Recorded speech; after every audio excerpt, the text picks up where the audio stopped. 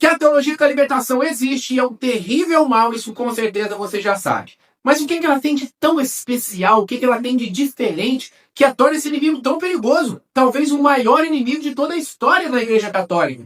Preste atenção que eu vou te explicar. Nós vivemos tempos muito difíceis e precisamos conhecer bem este nosso inimigo que está infiltrado no meio de nós para não sermos enganados por Satanás. E a primeira coisa que torna a teologia da libertação tão perigosa é que todo o mal que ela faz, e pode ter certeza que de fato é um terrível mal, é feito de forma muito disfarçada, gradativo, misturado por trás de obras aparentemente boas, por trás da filantropia da teologia da libertação, que se parece muito com caridade, se parece muito com amor, mas na verdade não é enganação de Satanás para nos levar para o inferno, para nos afastar de Deus. E aqui preste atenção para você entender corretamente o que é que eu vou te explicar. Satanás ele tem um objetivo, que é tirar Deus do centro e colocar a si mesmo. Ele quer ser adorado no lugar de Deus, ele quer ser servido no lugar de Deus, inclusive dentro da Igreja Católica. Mas ele que não é burro sabe muito bem que se ele agisse diretamente, de forma ostensiva, roubando o lugar de Deus às claras, tirando Deus e colocando a si mesmo, as pessoas não aceitariam, porque a diferença é muito grande. Deus está no centro, agora é Satanás? Não, isso eu não aceito, isso é errado, sai daqui, não quero. É isso que as pessoas fariam. E aí Satanás, que sabe planejar para o longo prazo, ele sabe esperar o tempo que for preciso em vista do nosso mal, em vista da nossa perdição eterna, ele sabe planejar a longo prazo, ele acrescenta, ele inclui, ele coloca mais um degrau no meio entre si e Deus, para que as pessoas não percebam a mudança. É a chamada transição pacífica, para que as pessoas não se rebelem, para que nós não nos revoltemos contra a ação de Satanás e pensemos até que é uma coisa boa, e pensemos até que é uma obra de Deus, quando na verdade não é. E aí o que é que ele faz? Ele tira Deus, não coloca a si mesmo, ele tira Deus, coloca o homem no centro, para depois, quando Deus já tiver sido colocado de lado, aí sim ele coloque a si mesmo. E pode ter certeza absoluta, quando se tira Deus do centro, quando se tira Deus, que é o nosso sustento, que é o sustento da igreja, que é a verdade, que é o nosso único Senhor e Salvador, é o único capaz de nos manter no caminho, é o único capaz de nos mostrar as riquezas do céu. Quando se tira Deus do centro, se coloca qualquer outra coisa, inclusive o ser humano, pode ter certeza absoluta que o próximo passo, que é colocar Satanás no trono, será um passo muito mais fácil. Será um passo, assim, tranquilo para ele conseguir, pode ter certeza disso. E o que prega a teologia da libertação? De forma resumida, a teologia da libertação, que é um braço religioso do comunismo, do socialismo, prega o materialismo ateu, o imediatismo, aqui na terra, o reino político no meio dos homens, formado pelos homens através da luta de classes. Esta é a doutrina da teologia da libertação. Para os adeptos da teologia da libertação, não existem milagres. Não existe nada que é transcendental. Não existe o reino dos céus, na glória, que virá depois da morte, pela busca da santidade, pelo rompimento com o pecado, por uma vida de oração. Não existe o reino de Cristo. Para os adeptos da teologia da libertação, o reino de Cristo é aqui, um reino político, que virá, como eu disse, através da luta de classes. E aí, para isso, ela reformula, ela faz uma releitura de todo o evangelho de nosso Senhor Jesus Cristo. Por isso que ela é tão perigosa. Outras heresias eram pontuais. Por exemplo, Jesus não é homem ou Jesus não é Deus. Está errado. Você combate aqui no fim de papo, terminou ali. Outra heresia, a Virgem Maria não é mãe de Deus. Também está errado. Você combate, você define o dogma, acabou ali. No caso da teologia da libertação, a releitura, a reformulação é de todo o evangelho de nosso Senhor Jesus Cristo à luz do socialismo, à luz do comunismo, do imediatismo, do materialismo ateu, trazendo para o presente toda a finalidade do ser humano. A finalidade do ser humano é o agora. Por isso que para eles não faz sentido você ter uma vida de oração. Quantos padres eu já ouvi, padres da teologia da libertação, desmerecerem o rosário, desmerecerem os sacramentos. Não, você não precisa se confessar tanto. Não, você não precisa rezar tantas ave-marias, fazer penitência, jejum. Jamais, isso é bobagem. Deus não quer nada disso.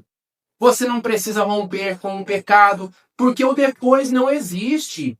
Não existe céu, não existe inferno. Eles não creem nisso, parece absurdo, mas essa é a verdade, infelizmente.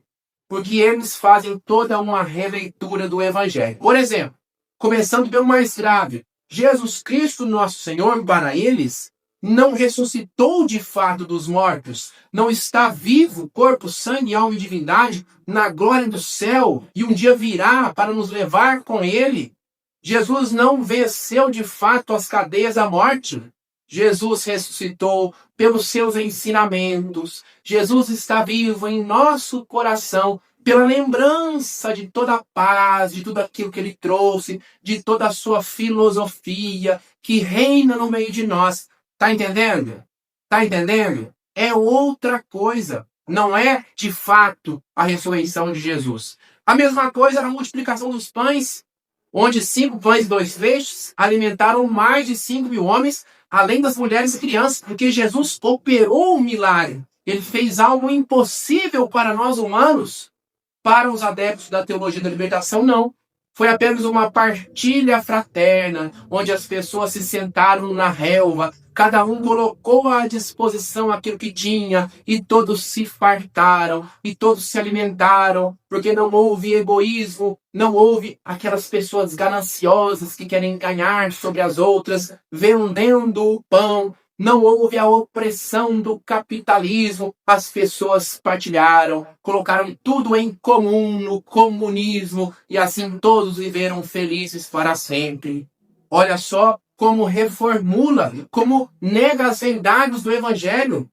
A mesma coisa em relação à Santa Missa, à Eucaristia. Não é um sacrifício de Jesus. A Eucaristia não é de fato o corpo de nosso Senhor Jesus Cristo. É também uma lembrança. É a partilha do pão, onde irmãos se reúnem, dão as mãos e celebram a fraternidade, onde cada um é chamado a ajudar o próximo, etc, etc. Mas não é o sacramento. Por isso que tanto faz. Se não é Jesus, eu posso trazer pessoas da Umbanda, do Candomblé, do Espiritismo, de seitas protestantes, posso celebrar. Todo mundo é chamado a comungar, estando no pecado, não estando no pecado, porque não é Jesus.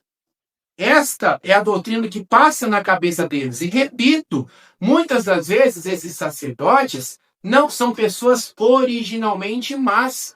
São seminaristas mal formados, que se tornaram diáconos mal formados, que se tornaram padres mal formados. É triste, mas é a realidade. E como é que se dá este endeusamento do ser humano? Primeiro, desfigurando, descaracterizando, desmerecendo tudo que é sagrado. Para os adeptos da teologia da libertação, não existem milagres. Não existe nada que é transcendental. Não existe nem mesmo céu e inferno. Então não existe pecado, não existe sacramento. Por isso que para eles tanto faz. Não faz sentido ter uma vida de oração. Eles não incentivam a confissão. A Santa Missa não é de fato o sacrifício de Cristo. A Eucaristia não é a presença real e completa de Jesus. Por isso que eles não têm qualquer tipo de zelo, qualquer tipo de respeito, de amor pelos sacramentos, de amor pela Eucaristia. Porque para eles, tudo aquilo é um teatro. Nada é real de fato. Por isso que a teologia da libertação é tão perigosa. Já dizem aí os grandes teólogos, inclusive o Papa Bento XVI dizia que a teologia da libertação é sem dúvida a maior inimiga de toda a história da Igreja Católica. Porque ela não age simplesmente em um ponto, um dos pontos do Evangelho, mas reformula todos os ensinamentos de nosso Senhor Jesus Cristo. Para os adeptos da teologia da libertação, a multiplicação dos pães, por exemplo, onde 5 pães e 2 peixes alimentaram mais de 5.000 pessoas, sem contar as mulheres e crianças. Para eles não aconteceu um milagre, aconteceu a partilha fraterna, onde todos se sentaram na relva, cada um ofertou aquilo que tinha, ninguém quis ter lucro vendendo o seu pão, mas doou na metodologia do comunismo, do socialismo. Jesus, que foi o primeiro socialista, segundo aquilo que eles dizem, esta abominação diabólica, Jesus foi o primeiro socialista, segundo o que eles dizem, e todos partilharam, e todos ficaram bem, e todos viveram felizes para sempre. Não houve milagre. Como não houve milagre na Eucaristia, não é a presença de Jesus, a Santa Missa não é o sacrifício de Jesus, é a reunião social, a reunião fraterna, onde nós simbolizamos a nossa união, a nossa partilha. Por isso que tanto faz. Olha só a baderna, a desordem que nós vemos por aí nas santas missas. Padres colocando nas missas, candomblé, umbanda, espiritismo, pastor protestante, concelebrando, fazendo não sei o quê, entrada disso, entrada daquilo, e bate palma e faz show, porque para eles aquilo não é sagrado. Para eles aquilo é um teatro, é uma representação, então tanto faz, tanto fez. Para eles nem mesmo Jesus Cristo, nosso Senhor, ressuscitou de fato. Olha só o absurdo que prega a teologia da libertação. Repito de forma disfarçada, mas é isso que prega. Que Jesus Cristo, nosso Senhor, não ressuscitou de fato. Quando nós dizemos que ele está vivo, é porque ele está vivo nos seus ensinamentos, na filosofia que ele trouxe, nas belas palavras que ele disse. Ele está vivo em nosso coração. Mas não venceu de fato a morte, não abriu para nós as portas do céu, não derrotou o pecado e o autor da morte, Satanás, não derrotou. É um jeito de falar. Ah, não, Jesus está vivo nos nossos corações. E aí, desses absurdos, né, vão derivando todos os outros erros. Porque se Jesus não está vivo de fato, se a Eucaristia não é a presença real de Jesus, se milagres não existem, se céu e inferno não existem, para que é que eu vou mudar de vida? Por que é que eu vou mudar de vida? Não faz sentido. Por que é que eu vou romper com o pecado? Não faz sentido. E aí você já começa, meu irmão, já começa, minha irmã, a identificar nas homilias por aí, nas santas missas, talvez na própria homilia da sua paróquia, os absurdos que os padres têm falado. Alguns deles, claro, nem todos, obviamente, que a grande maioria dos padres ainda são de homens santos, de homens sensatos que querem ir para o céu, mas uma parcela dos adeptos da teologia da libertação tem pregado as coisas mais absurdas que existem. E aqui, preste atenção. Bibi, alerta. Preste atenção. Porque o Flávio está explicando aqui, dando exemplos. E aí você diz, não, Flávio, isso é mentira. Porque na minha paróquia, eu nunca ouvi um padre dizer que Jesus não ressuscitou. Mas é claro que você não vai ouvir dizer isso. Ah, eu nunca ouvi dizer que o milagre não existe, que a Eucaristia não é a presença real de Jesus. É claro que ele não vai dizer isso.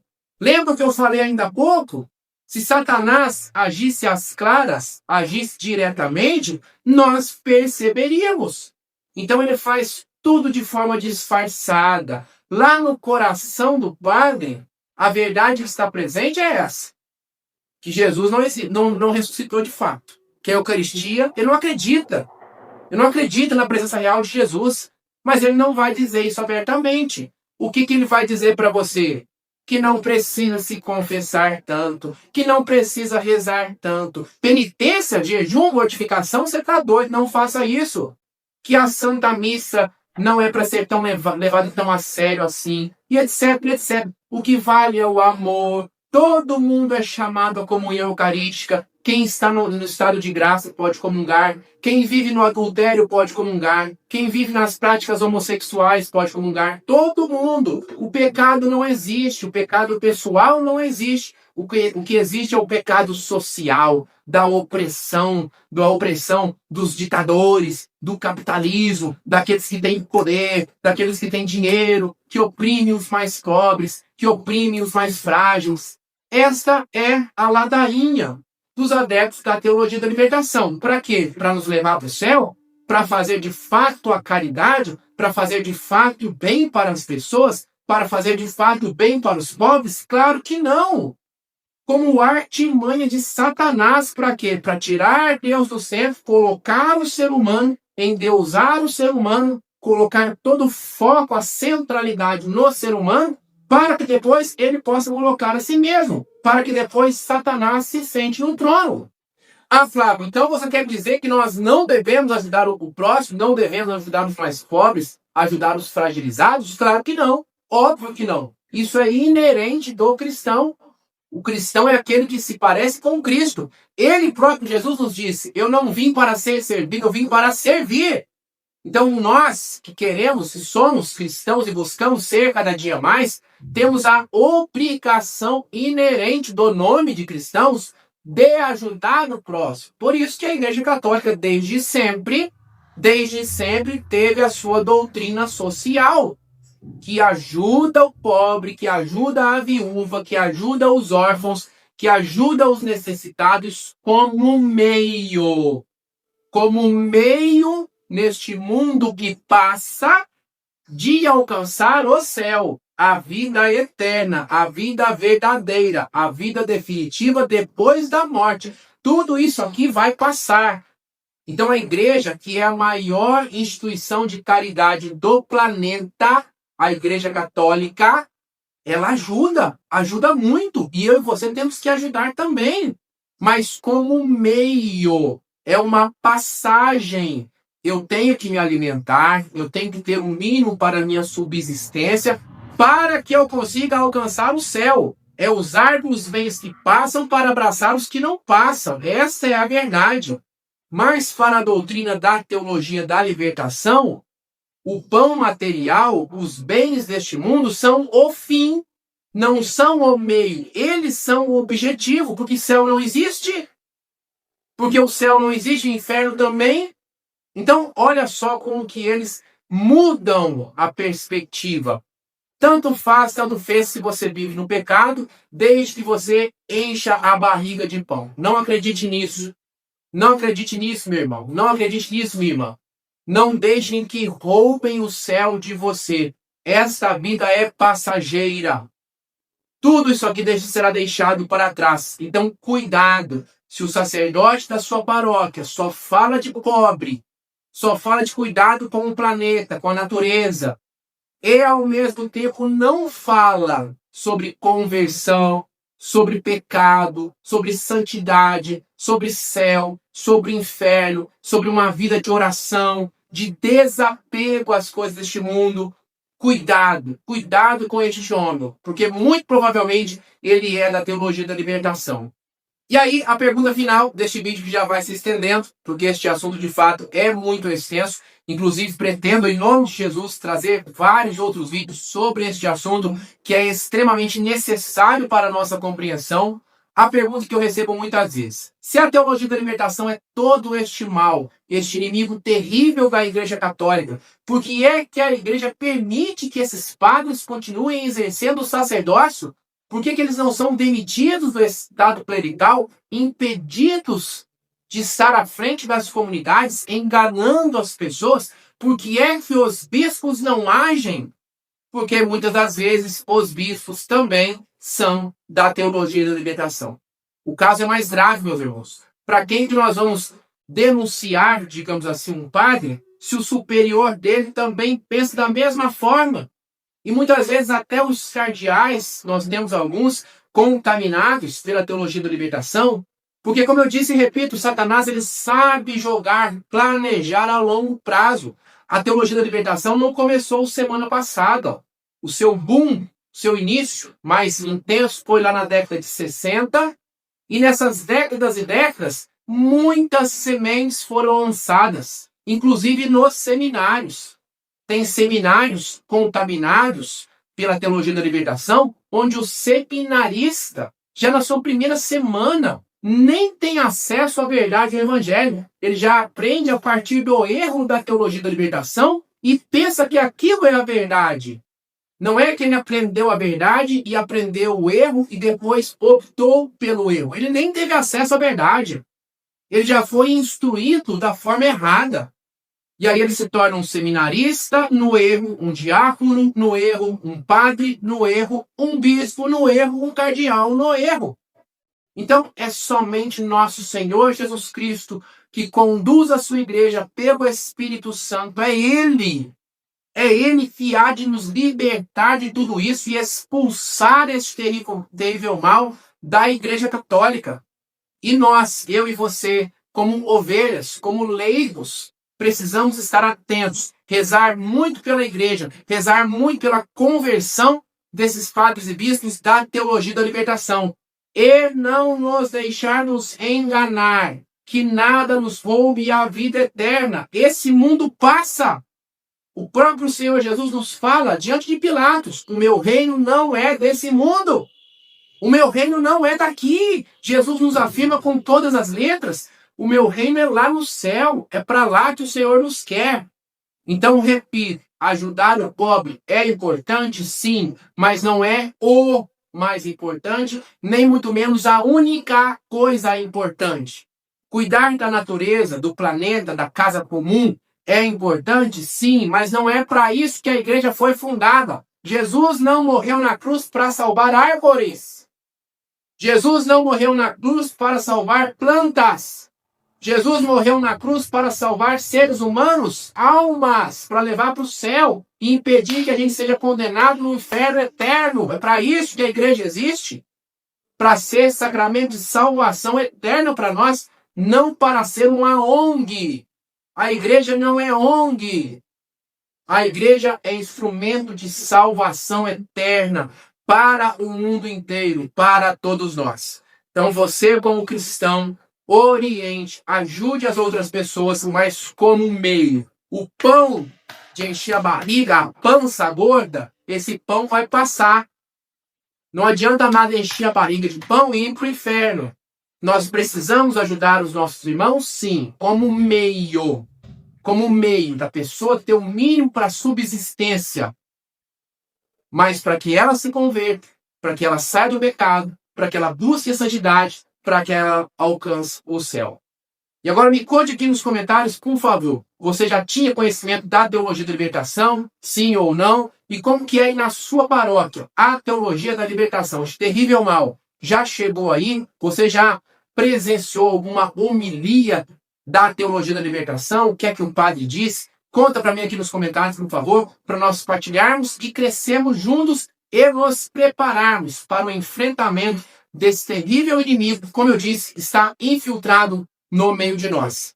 E mais uma vez eu te peço, deixe o seu like, o seu joinha e, por favor, compartilhe este vídeo. Este assunto é importantíssimo e muitas pessoas não têm o mínimo do conhecimento, nem sabem que existe a teologia da libertação. Então eu conto com você para compartilhar nos grupos de WhatsApp, no Facebook, no Instagram, todas as redes sociais. Compartilhe este vídeo para que os nossos irmãos também sejam alertados sobre este mal. Conto com você, muito obrigado, beijão e até a próxima, fique com Deus.